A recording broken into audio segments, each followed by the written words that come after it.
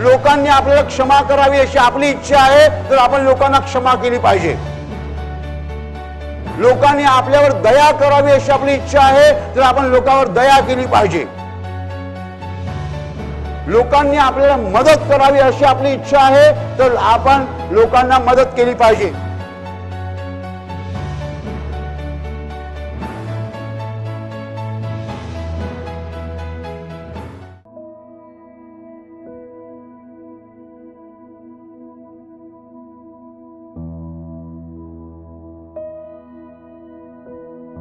माझ्या प्रिय भावांनो आणि बहिणींनो, प्रभू येशू ख्रिस्त लोकांना शिकवत होता आणि शिकवता शिकवता त्याने हा सुवर्ण नियम सांगितला.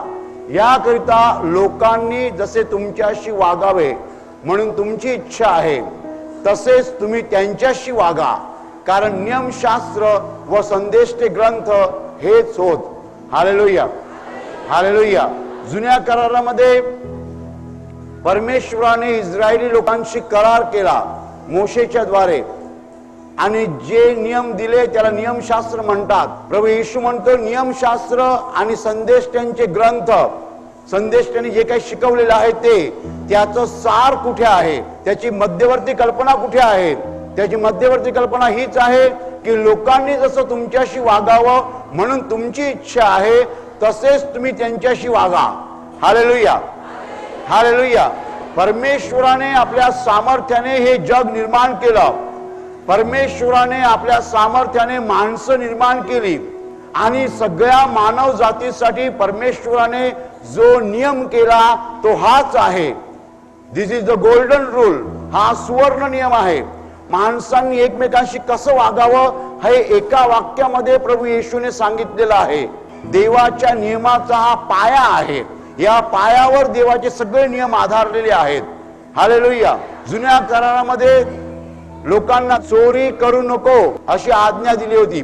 माझ्या प्रिय भावांनो आणि बहिणींनो, लोकांनी तुमच्याशी कसं वागावं म्हणून तुमची इच्छा आहे तसंच तुम्ही त्यांच्याशी वागा.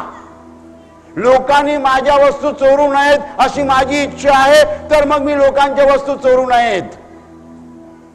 Hallelujah, hallelujah.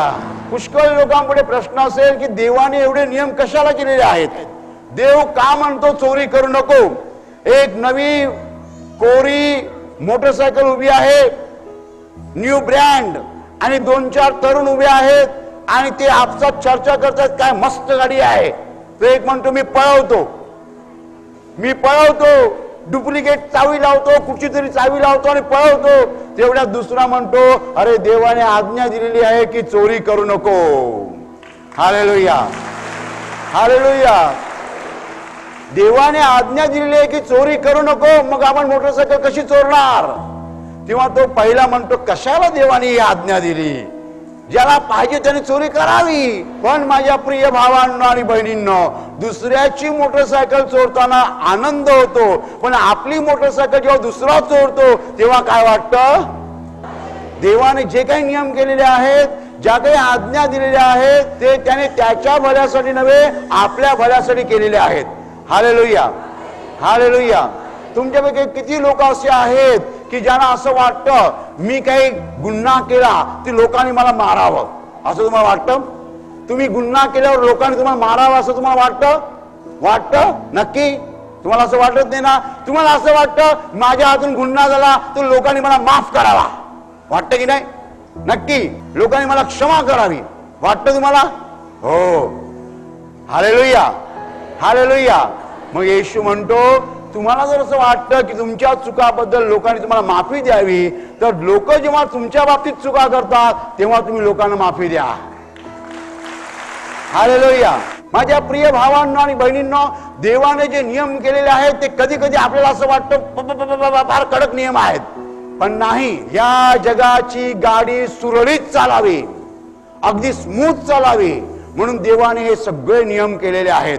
Hallelujah, hallelujah. देवाने आज्ञा दिली आई बापांना मान दे. बरोबर. तुम्ही जर तुमच्या आई बापांना मान दिला नाही तर तुमची मुलं तुम्हाला मान देणार नाही. आई बापांची सेवा करा म्हणजेच तुमची मुलं तुम्हाला मान देतील आणि तुमची सेवा करतील. Hallelujah, hallelujah. आता देवाची आज्ञा बरोबर आहे की चूक आहे? बरोबर आहे ना? लोकांनी जसं तुमच्याशी वागावं म्हणून तुमची इच्छा आहे तसंच तुम्ही त्यांच्याशी वागा. एकदम सोपा नियम. Hallelujah, hallelujah. सकाळी चहा घेतला एका माणसाने, चहा तोंडाला लावला तर कळलं की चहामध्ये साखरच टाकलेली नाही आहे. बायको साखर टाकायला विसरली. मग तुला अक्कल आहे की नाही? साखर नाही टाकली चहामध्ये. चहा करायला तुझ्या आईने तुला शिकवलं होतं की नाही? आता लग्नाला 25 वर्ष झाली, आईने शिकवलं तर ती विसरून गेली. ती बिचारी काय बोलत नाही आणि मग हा कामाला जातो आणि त्याचं काम जे आहे कागदावरचं ते काम घेऊन तो ऑफिसरकडे जातो, बॉसकडे जातो. बॉस बघतो, अरे तुला अक्कल आहे की नाही? ही काय काम सांगितलं, तू काय केलंय? सकाळी बायकोला कशी वागणूक दिली तशीच वागणूक दुपारी बॉसकडनं मिळाली. बायकोला म्हणतो तुला अक्कल आहे की नाही? चहा पण करता येत नाही. तिकडे बॉस म्हणतो तुला अक्कल आहे की नाही? दिलेलं काम नीट करता येत नाही. पण दुसरा नवरा बघा, काही नवरे फार चांगले असतात. हो, चहा साखर नाहीये, जरा थोडीशी साखर टाकतेस का? चहात साखर दिसत नाही, थोडीशी साखर टाक ना. मग ती आणून साखर टाकते. हा माणूस ऑफिस मध्ये जेव्हा चूक करतो तेव्हा बॉस म्हणतो तुमच्या पेपर मध्ये थोडा फॉल्ट आहे, असं करा तुम्ही हे बदलून घ्या थोडंसं. Hallelujah, hallelujah. लोकांनी जसं तुमच्याशी वागावं म्हणून तुमची इच्छा आहे तसंच तुम्ही त्यांच्याशी वागा. लोकांनी आपल्याला क्षमा करावी अशी आपली इच्छा आहे तर आपण लोकांना क्षमा केली पाहिजे. लोकांनी आपल्यावर दया करावी अशी आपली इच्छा आहे तर आपण लोकांवर दया केली पाहिजे. लोकांनी आपल्याला मदत करावी अशी आपली इच्छा आहे तर आपण लोकांना मदत केली पाहिजे. आपल्या संकट काळात लोकांनी येऊन आपल्याशी बोलावं आणि आपलं सांत्वन करावं अशी आपली इच्छा आहे तर आपण देखील दुसऱ्यांच्या संकट काळात त्यांच्याकडे जाऊन त्यांचं सांत्वन केलं पाहिजे. Hallelujah, hallelujah. माझ्या प्रिय भावांनो आणि बहिणींनो, माझे पुष्कळ असे अनुभव आहेत की परमेश्वराने मला मदत केलेली आहे आणि मला स्वतःला समजत नाही कसं घडू शकतं. काही वर्षापूर्वी मी हाँगकाँगला होतो आणि हाँगकाँगला मोठा रुंद रस्ता होता आणि त्या रुंद रस्त्याच्या एका बाजूला मी असा जात होतो, असा रस्ता आहे, असा मी जात होतो. मी एक बिल्डिंग शोधत होतो, मला ती बिल्डिंग मिळत नव्हती. मी असं असं बघत होतो, बिल्डिंगचं नाव शोधत होतो. असं करता करता माझी नजर ह्या बाजूला गेली. रस्ता खूप रुंद होता. तिकडनं एक शॉर्ट एक तोकडीशी बाई धावत धावत आली. रस्ता मात्र 300-400 फूट रुंद असेल. तिने मला कसं पाहिलं माहित नाही, ती तिकडनं धावत धावत आली. धावत आली, माझ्यापर्यंत आली आणि मला तिने चायनीज भाषेत विचारलं तुला काय पाहिजे. मला ते काय कळलं नाही. मी एका कागदावर बिल्डिंगचं नाव लिहून दिलं. तिने ते वाचलं. तिने मला सांगितलं 1, 2, 3 म्हणजे तिसरी बिल्डिंग. 1, 2, 3 जगामध्ये लोकांना समजतं. 1, 2, 3 म्हटलं हा बरोबर. आणि मी चालायला लागलो. ती बाई पुन्हा तशीच परत त्या रस्त्याकडे गेली. ना ओळख ना देख आणि एवढा रुंद रस्ता. तिने मला एवढ्या लांबून पाहिलं. ती धावत आली, मदत केली तिने आणि निघून गेली. परमेश्वर अशी माणसं आपल्या जीवनामध्ये उभी करतो देवदूतांसारखी. याचं कारण असं आपण देखील दुसऱ्यांना अशी मदत केलेली असते. Hallelujah, hallelujah. रात्री 12 वाजता तुमचा मित्र तुमच्या घरी येतो आणि सांगतो मला 5,000 रुपये दे कारण उद्या माझ्या मुलाचं कॉलेजचं ऍडमिशन आहे. तुम्ही जर त्याला 5,000 रुपये दिले, मी तुम्हाला सांगतो त्याची एंट्री वरती होते. Hallelujah, hallelujah. आणि अशीच एक वेळ येईल रात्री 12 वाजता तुम्हाला 50,000 रुपयाची मदत लागेल आणि मग तुम्ही कोणाकडे जाल तो माणूस तुम्हाला मदत केल्याशिवाय राहणार नाही. Hallelujah, hallelujah. अशीच मला अजून एकदा मदत लागली होती. मी बसमध्ये बसलो आणि बसमध्ये बसल्यानंतर कंडक्टर तिकीट मागायला आला. माझे जे पैसे होते ते ब्रीफकेस मध्ये होते आणि मी ब्रीफकेसची चावी शोधायला लागलो. मला ब्रीफकेसची चावीच मिळेना. कंडक्टर बाजूला उभा आहे आणि माझ्याकडे पैसे नाही आहेत, पैसे सगळे ब्रीफकेस मध्ये आहेत आणि ब्रीफकेसची चावी हरवून बसलो.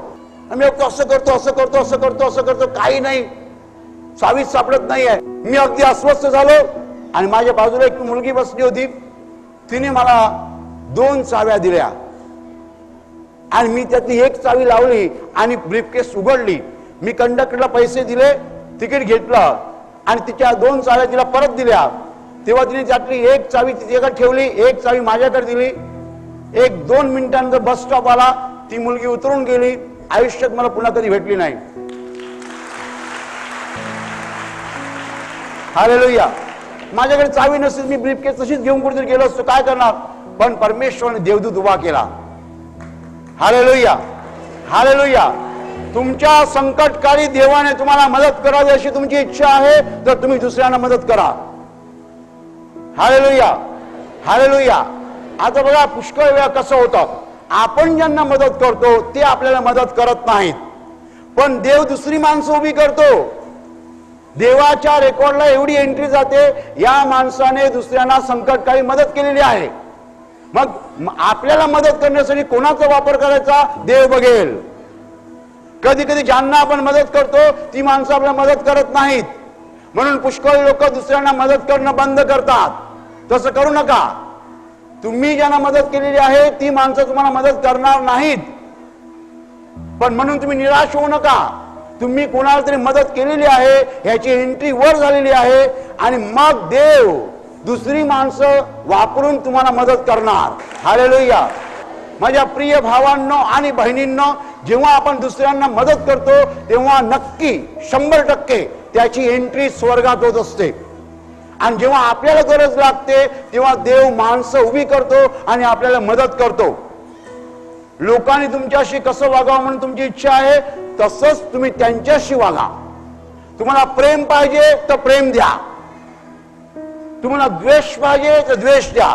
पण जगात असं एकही मनुष्य नाही आहे की ज्याला लोकांकडनं द्वेष पाहिजे, लोकांकडनं निंदा पाहिजे, लोकांकडनं टीका पाहिजे, लोकांकडनं त्रास पाहिजे. असं जगात एकही मनुष्य नाही आहे.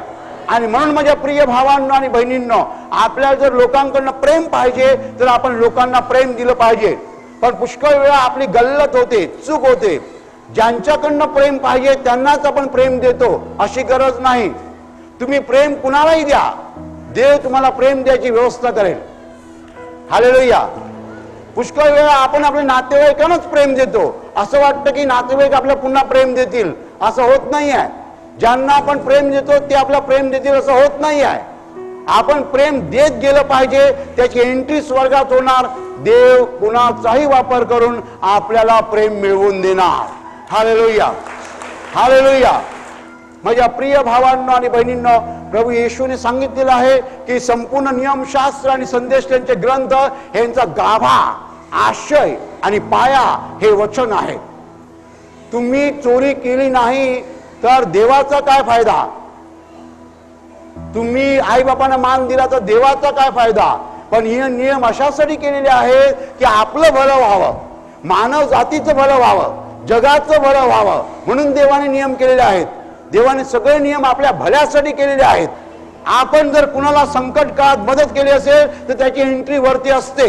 मग आपल्यावर जेव्हा संकट येतं तेव्हा देव माणसं पाठवतो आणि मदत करतो. Hallelujah, hallelujah. या जगात माणसाला कशाची गरज आहे? कान देऊ नये का? या जगात माणसाला दुसऱ्या माणसाकडनं प्रेम पाहिजे, दुसऱ्या माणसाकडनं क्षमा पाहिजे, दुसऱ्या माणसाकडनं दया पाहिजे, दुसऱ्या माणसाकडनं प्रेमाची सोबत पाहिजे, सहभागिता पाहिजे, दुसऱ्या माणसाकडनं संकटकाळी मदत पाहिजे. कारण संकट आपल्यावर कधी येईल सांगता येत नाही. हे सगळं जर आपल्याला दुसऱ्या माणसांकडनं पाहिजे तर येशूचं वचन सांगतं आपण सुद्धा हे दुसऱ्यांना दिलं पाहिजे. Hallelujah, hallelujah. दोन बहिणी आई वडिलांच्या घरी जेव्हा असतात तेव्हा दोघी एकत्र चालतात, एकत्र मजा करतात, एकत्र जीवन जगतात. या 2 बहिणीपैकी एक बहीण श्रीमंत घराण्यात जाते, एवढा तिच्याकडे पैसा असतो, कार असतात, बंगला असतो.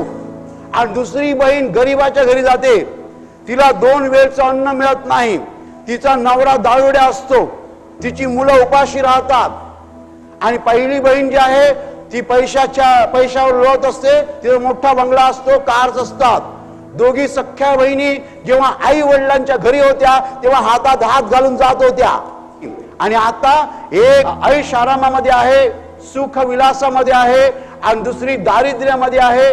माझ्या प्रिय भावांनो आणि बहिणींनो, ही पहिली बहीण जी श्रीमंत आहे तिला दुसऱ्या बहिणीची आठवण आहे का?